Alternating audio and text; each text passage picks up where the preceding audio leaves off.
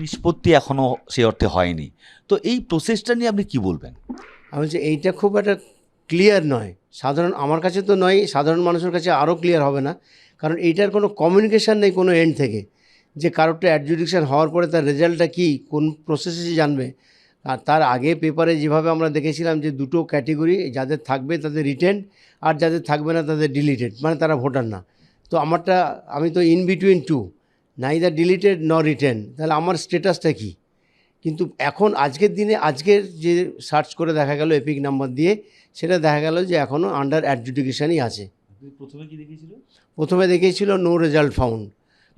এই জায়গায় দাঁড়িয়ে যে আপনি একজন সদ্য অবসরপ্রাপ্ত বিচারপতি, আপনি কাগজপত্র মানে আপনি তো বিচারপতি হিসেবে নিয়োগ পেয়েছেন, রাষ্ট্রপতির সই থেকে শুরু করে সমস্ত কিছু আপনার সার্চ করা হয়ে আছে।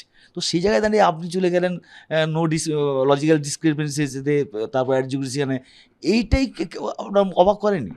এটা খুবই অবাকজনক ব্যাপার, কারণ হচ্ছে একটা লোককে ডাকা হলো নোটিশ দিয়ে ডাকতে পারে, এই পর্যন্ত ঠিক আছে, তখন জাস্টিফাই করতে হবে যে না আমার সব কিছু ঠিক আছে, কিন্তু কি বেঠিক আছে সেটা কিন্তু কাউকেই জানানো হচ্ছে না। আমাকে তো জানানো হয়নি, আমার ওয়াইফকে জানানো হয়নি, আমার ছেলেদেরও জানানো হয়নি যে what is the logical discrepancy. শুধু আমাকে বলা হলো যে 2002-এর এসআইআরের লিস্টটা লাগবে।